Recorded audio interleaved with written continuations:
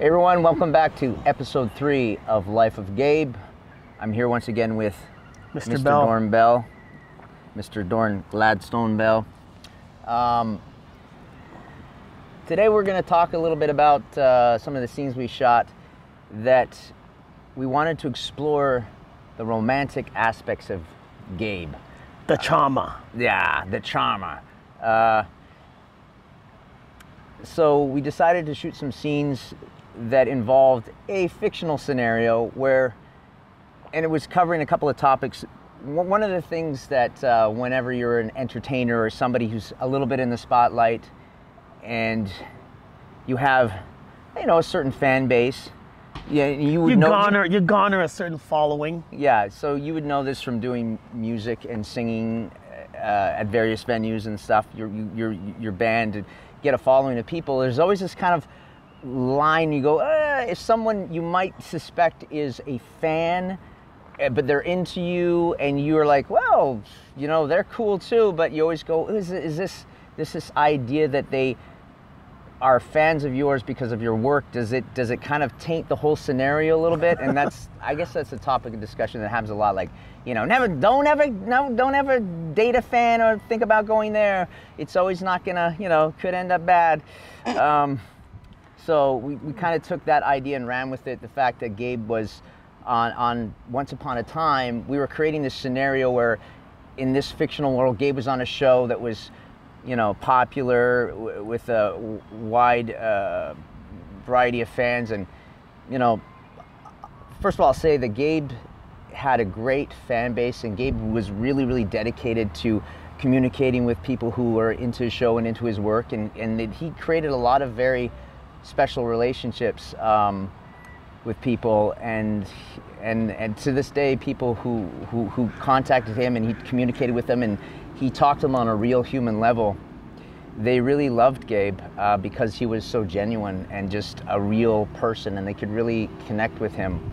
But that being said, we decided to do a scenario where Gabe decides to go on a first date with somebody that he met through social media, and he's kind of going to meet this person for the first time. Say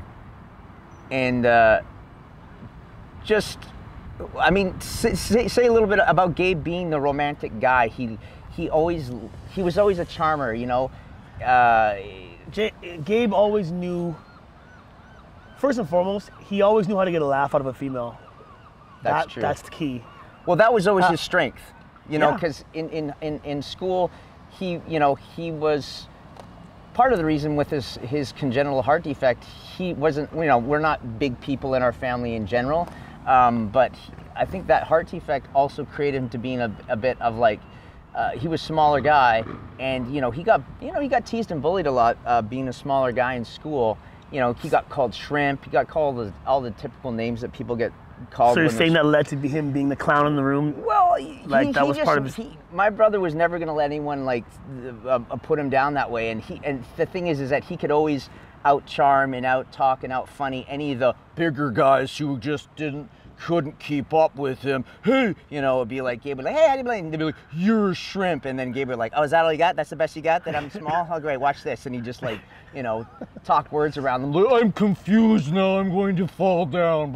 And all the girls would laugh, and Gabe would look charming and funny. And then everyone would want to sit beside him at lunchtime. Yeah, that's the way he worked, and it worked for him. So that's the style. You got to build on your strengths. And he did that in his life. So anyway, let's just get to the first scene. This is where Gabe has decided to meet up with a lady that he met through social media for a first date. And just watch the scene, and we'll get back to you in a sec. Am I getting stood up? Gabe! Hey! Hi! Hey! I'm Kiana. Yeah, yes you are. And you're Gabe? Yeah, I'm Gabe. Okay, glad we got that sorted out. Yeah. Can I have my hand back? Oh! Thanks. You, okay? Oh yeah, I'm okay. I just didn't think you were gonna be so Hot? hot. Is a really good description. I was gonna say beautiful because I'm a gentleman, but Well, I didn't think you were going to be so tall. yeah, Yeah. They put the other actors on these lifts. It makes me look shorter, so I'm not really that short in real life. But yeah. Oh, it's my mom. Oh yeah. Okay, thank you. Hey, Mom. Yes, I fed both the cats. Yes, the keys are under the mat. Mom, I'm on a date. Yeah. Okay, bye, Mom. She's a fan. What? Of course I'm a fan. I messaged you on your Instagram. It's literally saying I'm your biggest fan. Yeah, no, I just didn't think you would be so committed. Committed? Oh, my ears. Yeah. Oh, I got them done like way before the show. Oh, okay. You know what? This was a bad idea. I should go. Nice meeting you, Gabe. Oh, wait. Look, I'm sorry. I got my friend in my head. He's telling me all this stuff. Listen, your ears they're hot. I know. Yeah, I know you know, and I know, and so look, can we just start over again? Sure. Okay, so basically with that scene, we were trying to come up with a scenario where, and it was, amazingly enough, Andrew, who's our fearless director, has a friend, Tiana, who Gabe met before, and I met her after the fact. Those ears of hers are those are her real ears. She had them modified a few years ago to be elven-like, and it was like, and she's also a performer, an actor. She's kind of fresh on the scene of acting, but we thought she was perfect. It would be great to have this whole kind of scenario where it's like, okay, make sure you never date a fan, and then Gabe sees the like, oh my gosh, she's a hardcore fan. She actually got her ears done for the show, or she loves the show that much. We thought that would be funny.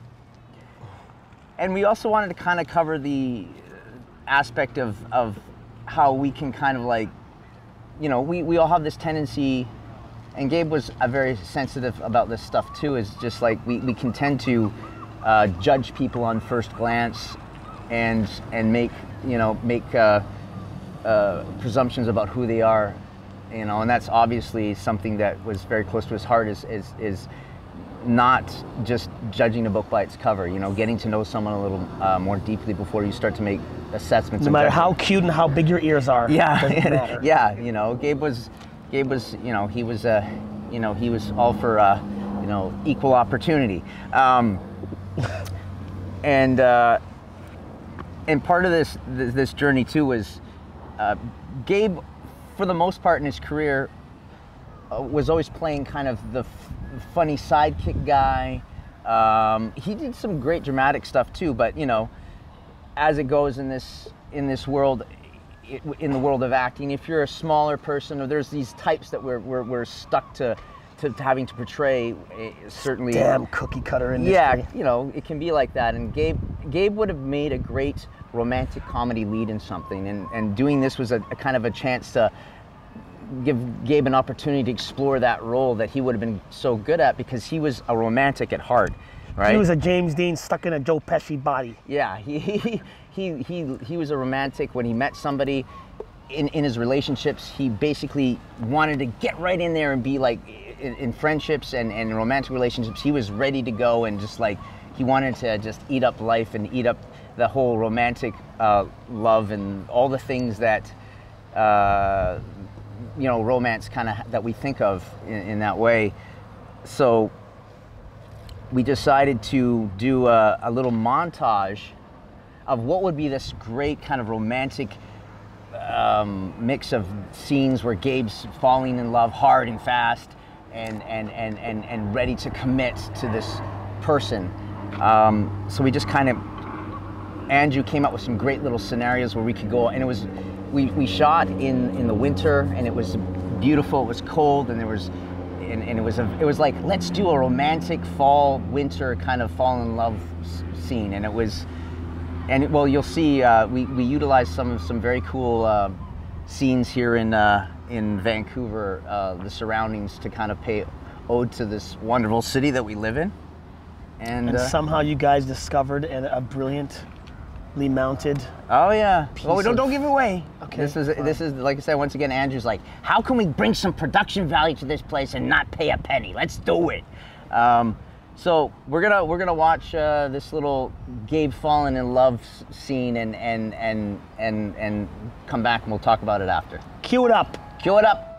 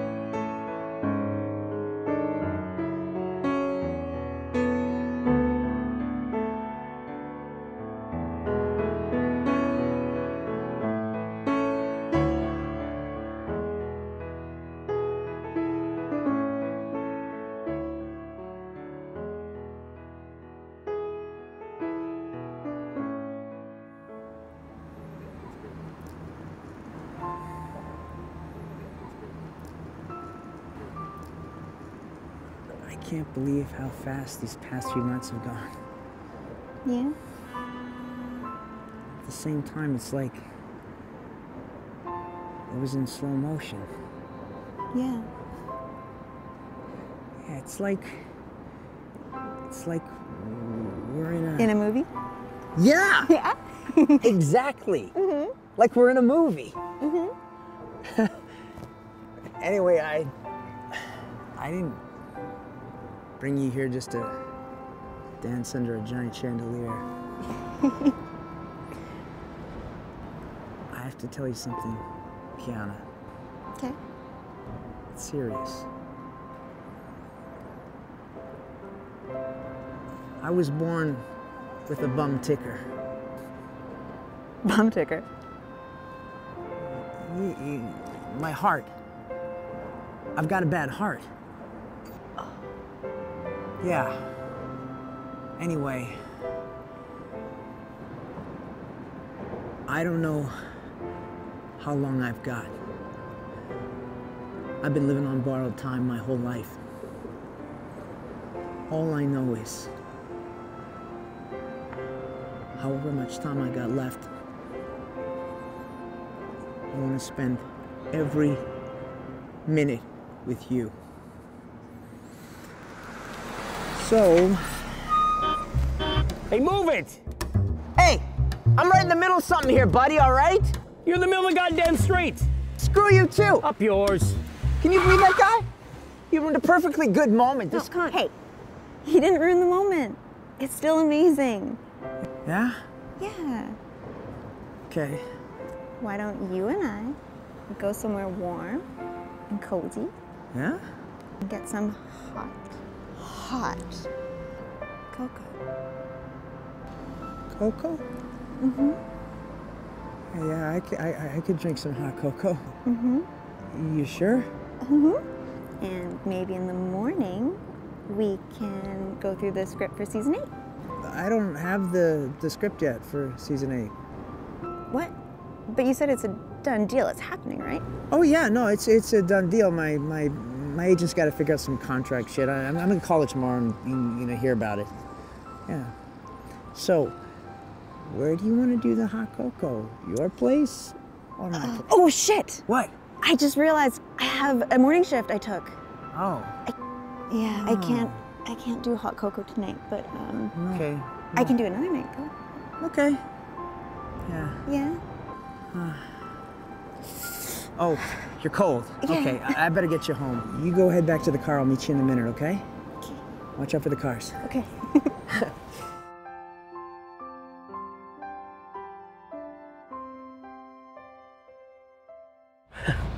Wow, man. Props out to Gerard. That was beautifully shot. Yeah. It really captured. It's just really cool to see. You really are in tune with your brother, man, because like you really captured him in Romeo mode. I saw him in Romeo mode throughout his life, so I was trying to, give him his time to be the romance dude. Yeah. Yeah, it was well shot. And that line that he said, because I was like, I really want to put that line in there. Gabe, Oh, I know what you're gonna say. Yeah, I've been living on borrowed time my whole life, and Gabe used to say that frequently, and Just gave me shivers hearing you say it again. yeah, because that was something that he used to say quite often, because he knew that he probably wasn't going to live to be an old guy, just because the prognosis with his heart, and so he was always living like, I gotta make the most out of life. And it's funny when Andrew was editing that scene, he said, dude, I gotta show you something, it's really cool, you gotta watch this. And if you go back and watch the scene again, when I say I've been living on borrowed time my whole life, there's this weird light anomaly that goes by in the background, and I swear to God, it's like a little thumbs up. You know the little likes and thumbs ups you see in social media? It's like as soon as I say that line, there's this little floating light bubble that comes. Cue the thumbs up emoji. Like a thumbs up going, I've been living on borrowed time my whole life, and it's like, all right, you got it right. You got the line right. So I was like, oh, that's so cool. So it was kind of like, in our little quasi-mystical spiritual way, we were like, all right, Gabe's giving us the thumbs up on that. So yeah, it was really, props out to Byron Bertram for the annoyed taxi cab passenger. He came out and stood in the cold with us to do that for us, so thanks, Byron's Byron. awesome. So that was kind of like we kind of left it open-ended where Gabe wanted to, ask this girl for marriage, and it kind of like, he lost his kind of like, gosh, it didn't quite work out, but we kind of left it open-ended. But we really enjoyed doing that whole sequence for my bro. And and there's one last scene that we're gonna start in the next episode. It's actually the first scene we shot, and it was with one of Gabe's good buddies, Jason Burkart, who him and Gabe had a special relationship too, working together, meeting on Once Upon a Time, and they developed a really great relationship because they just have a great kind of contrasty visual look to them, and also they're just funny dudes, and so they did some great stuff together. So next episode we're gonna sit down with Jason and just talk about that first scene that we shot, and just Burkart, and talk about their relationship and some of the fun things that they got up to. It would have been great to see them do like some comedy movie together, because they had such great chemistry together. So I hope you enjoyed the romantic side of Gabe, and thanks, Doron, for hanging out. My pleasure. Shooting the shit with us out here in this beautiful BC. The seagulls are like, get off our property. This is our place. They're starting to look at us like, man, we better get out of here. They're getting a little nasty. So we're gonna leave you with a little teaser of next week, and take care till then. Ciao. Thanks.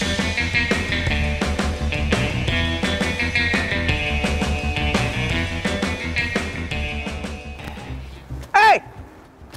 Burkart! Hey! Hey, Gigaroni! Holy What's up? shit!